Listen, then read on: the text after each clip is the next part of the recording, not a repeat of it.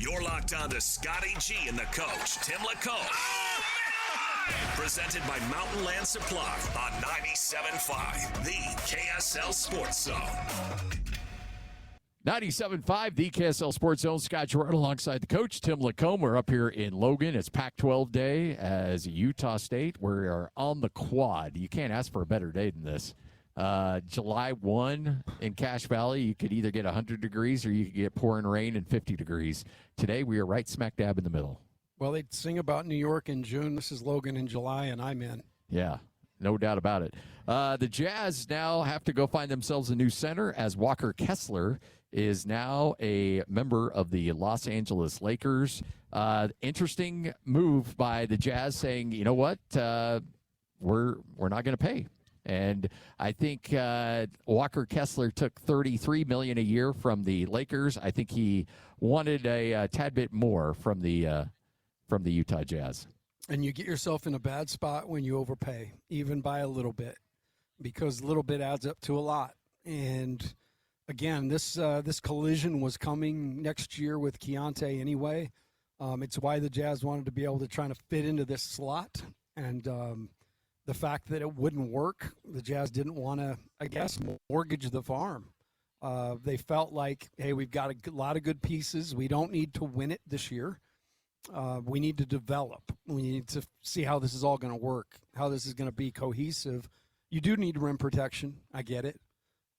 So that's what they're working on now, and nothing in free agency. I would expect it to have to come somewhere, trade-wise. Yeah, and so look, there's a lot of teams out there that will probably try to take advantage of the Jazz, knowing that they're in desperate need of some help at center. Yeah, there are a ton of teams that a first-round pick or two extra would be a game changer. The Jazz just happen to have 10 extra. There you can do some damage with that. Oh, you need another one? Hold on a second. Oh, gosh, it slid between the seats. Hey, yep, got it. Jay-Z, I got one in the back room. Can you go grab that? Okay, awesome. Yeah, that's... Like that? Yeah, just like that. So I know there's some gloom and doom going on out there. I don't think that it's warranted quite yet. No. Let's let this thing play out. No, it's just like Trek. You start pushing. One of the wheels gets lodged. You have to push and maybe take another route, but you're still headed the same place. Yeah. And you had to camp out a couple nights, so you can't get there today anyway. So you can't overreact. You have to, in negotiation, you have to have your number that fits and determine the value, and the Jazz did that. And they just, with everything going on and the vibes they were getting, I think it was all a blinking red light to stop and let somebody else deal with it, because he's not the only five man in the ocean. I always tell my kids the most power you can ever have in life, whether it's jobs or relationships or you're an expert in that or buying a car or buying a house, the ability to walk away, and it will always give you leverage. Yeah, but it's difficult. It's tough. It's hard to do when you're emotionally invested, but sometimes the best thing is letting other people know that you're willing to walk away, and the Jazz were. I think Walker Kessler and his crew called that bluff, and the Jazz are like, we're not bluffing. There's our number. Take it or leave it. We're offering you 5 years. You want 4 years? There it is. At 33 per, that's we're going to stay put. I think they would have done 3 years at 33. I don't know if but I don't think that wasn't. Yeah. I think if it came to that, I think that's where he probably would have charged the Jazz more than the Lakers, just for, I don't know, back damage in his mind. I don't know. But that's where players go. I'm not saying he did, but oftentimes in these situations, to get what they want, that's kind of the direction it goes sometimes. So now the Jazz have to figure out what's best for them, what's in there, how to proceed. And look, when you got the Ainges and you got Justin Zanuck, I think you're in a situation where you got some high-level people in that room to try to figure this thing out. Always boots on the ground. And, yeah, Austin Ainge is definitely the guy calling the shots. And so it really came down to his decision in the end. Was everybody on board with the decision? Who knows? All right, joining us now, he is the man, the myth, the legend, Kurt Helin, NBC Sports, ProBasketballTalk.com. Kurt, I think all of us here in Utah anticipated that Walker Kessler in some way, shape, or form would be part of the Jazz next year. This one caught us all by surprise. How about you? Me as well. I was under the impression that they planned to keep him as a part of a big front line, and like we talked about, kind of a deep roster. But I think ultimately, what is essentially 4 first-round picks? I mean, a couple of them are swaps, but I had a scout. I had somebody from a front office tell me the other day, like, how much more valuable swaps are now in this current iteration of the lottery, because it gives you some flexibility. So essentially, you're getting 4 first-round picks, and that was just too much to pass up. So you're, I guess the proverbial question for the Jazz: what now? Free agency is pretty thin, so we're thinking it's something, either is patched together this year and money spent on other things that they're going to need to spend money on down the road. Yeah. Or negotiated trade with your newfound bag of first round picks. Well, I think you wait on that, right, a little bit until you get the right person, because you can get a Kevon Looney kind of guy. I don't know that it's necessarily him. I know Boston's got an eye on him now, not Boston, New York's got an eye on him now since they don't have Mitchell Robinson. But like, you can get a veteran, big-bodied guy to provide some depth pretty cheaply right now. To get somebody special, you're going to have to wait. But you also might want to see how this plays out. Like, if you've got, look, what is the starting 5 now? Jaren Jackson Jr. at the 5, Markkanen at the 4, Ace Bailey, Peterson, and George. I mean, that's a really nice group. And then you see where you need to fill in and what moves you need to make and what works for this long term and doesn't, and adjust. But I think ultimately, you can patchwork it this year, but ultimately, what you think you need may ultimately not be what you need once you see it all working together.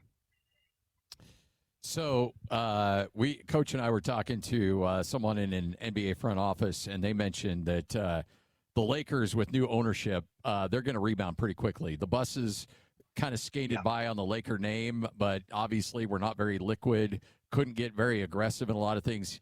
They said the Lakers are going to be a problem going forward because now they're being run the right way with the resources they need to be successful. The Lakers are going to come back, and Rob Pelinka right now is spending money like a drunken sailor out there. Yeah, it's a little different, but this is sort of what happened with the Dodgers in the sense that, hey, did they go get Freddie Freeman and Shohei Ohtani and spend? Sure. But they also have one of the, if not the best farm system in Major League Baseball, which lets them make some trade up some guys and have some depth. And that's kind of the ultimate concern. Looks like we may have lost Kurt. We'll try to get him back on the line here. Kurt Helin, NBC Sports, ProBasketballTalk.com. It's the Lakers are not going away. The Lakers are now going to rebound. Rob Pelinka has gone all in, and this is the same ownership group that has the majority stake in the Dodgers, and they're going to run them like the Dodgers, and we see what a problem the Dodgers are being to Major League Baseball right now. Yeah, and obviously the biggest difference is they can spend away in the Major League Baseball. There's no cap, but in some ways this is good to have an aggressive plan. But man, your chips are all in. Oh yeah, with only one first-round pick between now in the next 5 years. I mean, you've got to be pretty ingenuitive to figure out how to keep this group together because some pieces of this aren't going to work. You got to move pieces. So that's a lot of money to invest in 3 guys when you've got all that going on. So Kurt Helin back with us. It really feels like, as you were mentioning, Rob Pelinka is going all in. He's putting all those chips in the middle of the table. They also are on a timeline too. Like, this is not a, hey, let's go find a young star and start to build. Luka's 28 now. Like, Luka's in his prime. You've got Kessler was a guy, one of the 2 guys they'd really targeted at center. That they needed to get a rim protecting center who could set a big pick and roll hard, and those guys. Kessler's going to look great. I mean, to be blunt, Luka has lifted up some guys who, I mean, with all due respect to Derek Lively and some of the guys he's played with, he's made them look really good, right? He's made good players look much, much better, and I think Kessler's really going to thrive on that. And they went out and spent, look, Grimes and Memesili and all these guys they picked up kind of smart picks, smart players on the side, and moved on from LeBron, which was, you mentioned the buses earlier. I'm not sure the buses could have done that or would have done that because LeBron financially is a windfall for whatever team gets him, right? Like you are going to sell a ton of jerseys, you are going to get sponsors. He is kind of a economic engine to himself. And I'm not sure the Lakers could have given that up under the bus ownership as easily as they did here because the advantages are still the Lakers. They still have this massive fan base, but now they're winning. It all is forgiven. The LeBron special last night that ESPN did for about 2 hours and 45 minutes. He was basically all anybody talked about last night. But do you feel like the legacy itself has perhaps outkicked the actual product that we're still lauding at this point? A little bit, yeah. I mean, he's still the biggest brand. He's still the big internationally, especially, and even domestically, he's still a huge name that gets recognized. So he brings value. He brings eyeballs. He brings clicks, right? He brings an audience with him whenever you bring him up. And well, as of this morning, he might be I guess Jaylen Brown is still out there theoretically, but like that might be the most interesting thing because LeBron's going to take we were talking about it before, like how big a pay cut is he willing to take? And I know they're saying now he's willing to play for the minimum. I believe it when I see it. But if he's willing to really go, look, Minnesota could probably get him at the taxpayers mid-level of 6.1. Would he go to Minnesota? Like if he really wants to compete, would he do that? Or does he want to go east? Does he want to play with Giannis in Miami? Like it's like if he's willing to take considerably less, his options expand, and he'll get to choose where he wants to be and what he wants to do. And it does become a little bit of like, man, I'd love to see him play with Steph Curry. Like that'd be a fun thing to watch, and kind of a little nostalgic and reminiscent. But they're not a threat. That combo isn't even with Jimmy Butler healthy and Draymond Green, that team is not threatening the guys at the top of the West. If he really wants to compete, does he have to go back to Cleveland and hope that he can lift them up or something? I'm really curious where he goes with this. Do you, I mean, we've heard this Golden State and that smoke's been going for a while now. Do you, if you had to put odds on a team for him next year, would it be Golden State? Yeah, for two reasons. They want him. They have made a push for him going back more than a year. Two, and this is really big, he's close to home. Like his family's still in Los Angeles. So they're not, in fact, he's building a new, I was going to say home out here would be the wrong term, complex. Estate? Estate, yeah. Out here in a massive new project. So like they're not leaving, and this is ultimately where he's going to come back to. So would he rather be somewhere like that that's close? Because it's not as easy to get from Cleveland or Miami or wherever else back here. So I think that they check the most boxes. But again, he keeps talking about competing, playing meaningful games. They would play meaningful games. They would be interesting. But if he really wants to compete with the big guns, then he's either got to go to one of the top teams in the East or maybe a team like Minnesota or Denver. I know Windhorst mentioned them the other day. There are teams that he could really help in the West if he wants to stay out there. By the way, do you think that was Rob Pelinka's way of saying, hey, look, we need you to move on. I'll do this for you. We'll guarantee Bronny. and then you can move on. Because the timing of that was pretty funny. The Bronny gets guaranteed, and then all of a sudden LeBron's out on the streets. Yeah, I don't think that timing was totally coincidental. By the way, wherever he lands, like that's going to be the next question, right? Like, Miami, hypothetically, it's like, are they going to trade him for a second? I heavily, one of those top 55 protected seconds to Miami for Bronny just so he can be with his dad again. I would not be shocked to see that. Hey, we have an extra second in the closet we could send for Bronny. Yeah, sure. Yeah. The funny thing is, I want to give, it's kind of fun to mock him, but I'm going to give him some props in that by the end of last season, you started to see the outline of a respectable rotation player. Like you could see him getting there in a way I couldn't a couple of years before. He's not all the way there. He's got a lot of work to do. He's got some size and athletic limitations that are going to keep him from ever being, well, forget his dad. That's not a fair comparison, but like being an all-star or anything, even probably a regular starter. But you started to see the outline of like, hey, he's way better than he was. He's made huge leaps. And so maybe he gets to his credit, maybe he gets to being a rotation guy. The one thing that he's definitely great at is creating, news. So we will put a pin in that one. Anybody else out there on the free agent market still that you have any interest in, or you think could possibly find their way to Utah? Just generally by any position, Yeah, because they're going to have a bunch of money to spend. Yeah, they're going to have money to spend. I'm trying to think through it. Like, it has come so fast and furious today. So guys that I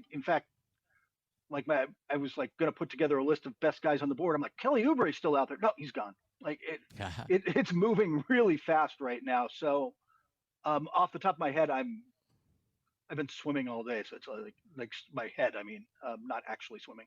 I'm not coming up with another name off the top of my head, unfortunately. But that's probably what I was finding too, Kurt. So we're on the same page.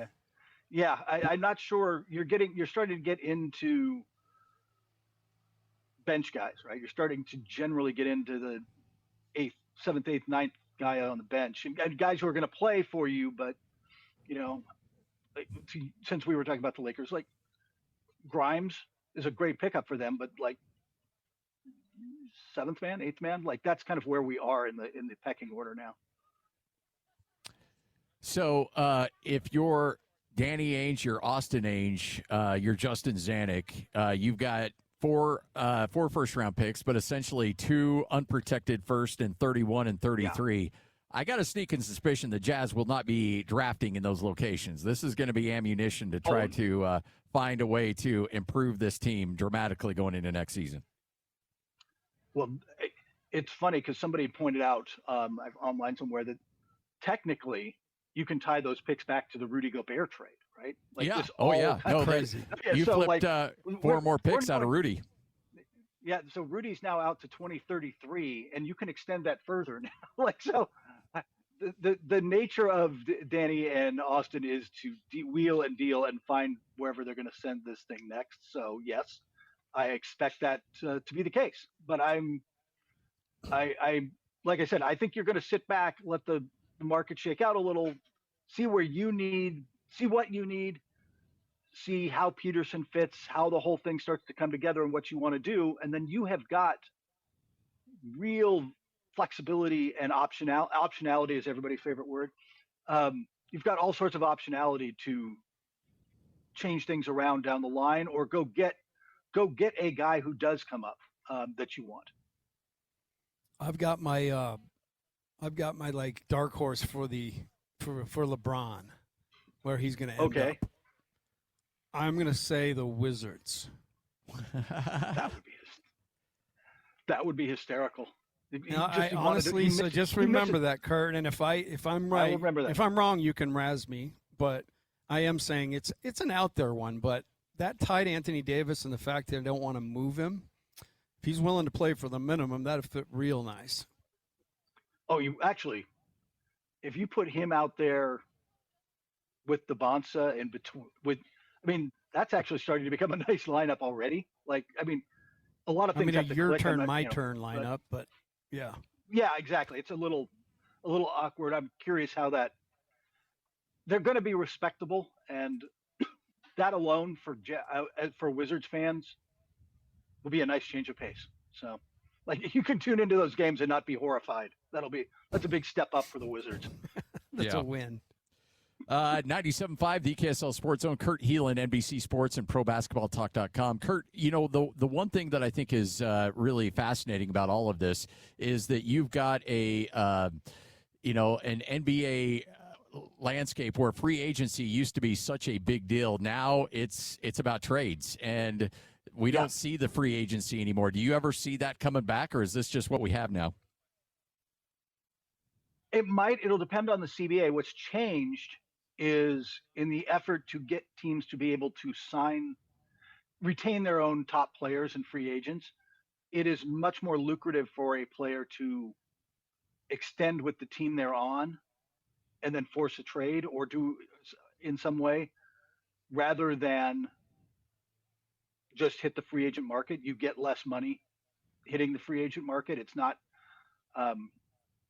you make, for the top end guys, like you make more where you are. And so that's just kind of the pattern. You're also, with that, you're getting, especially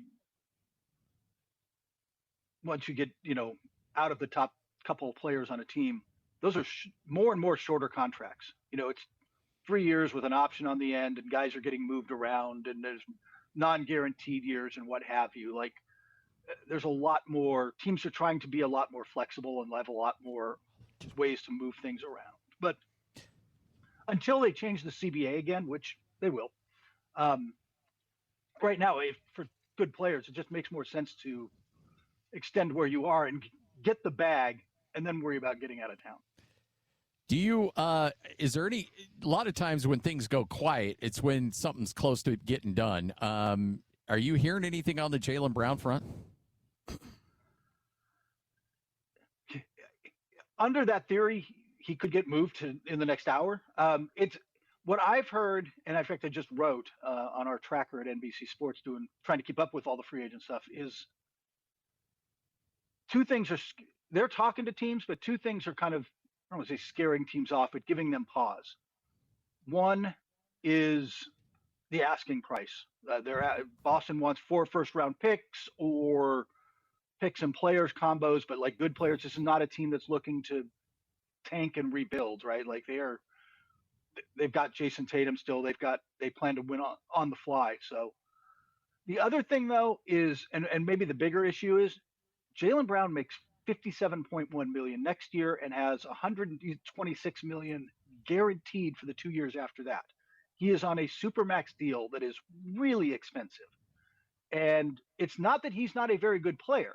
I don't want to like he was 6th in MVP voting last year. I don't want to take this away from him, but that number gives teams pause no matter how good he is. Like, do we really, if we take this on, we lose that flexibility. We are stuck here. Is that where we want to be? And that's not, teams aren't giving up what Boston wants in a deal. So anything surprise you other than LeBron, and that was the biggest surprise, but anything else out there surprise you in terms of movement around the league? The Kessler thing surprised me. Oh, the other guy is Duren, but I think that's kind of, I would be shocked if Duren has a Kessler-like move in him, because the Kessler thing caught me off guard. Duren is kind of in the same restricted free agent situation. He can get a little more money on the table because he's got an All NBA under his belt. But the difference is, because he's proven it, he's a 22-year-old guy who's just made All NBA. Detroit's not giving him up. Everything I talk to is like, Detroit's like, don't, if you want to make an offer sheet, go ahead. I'm going to tie up your money for 47 hours and 59 minutes. Then I'm going to match it, right? Like, we're not going to talk trades. We're not letting this guy go. But that drama is still out there as he's trying to do sort of what Walker was doing, which is, I want more money than you're putting on the table for me. Kurt, always a pleasure. Never a dull moment, especially here locally. Thanks for your time, and look forward to chatting with you again here very soon. I'll talk to you soon. There he is, Kurt Helin, NBC Sports, ProBasketballTalk.com.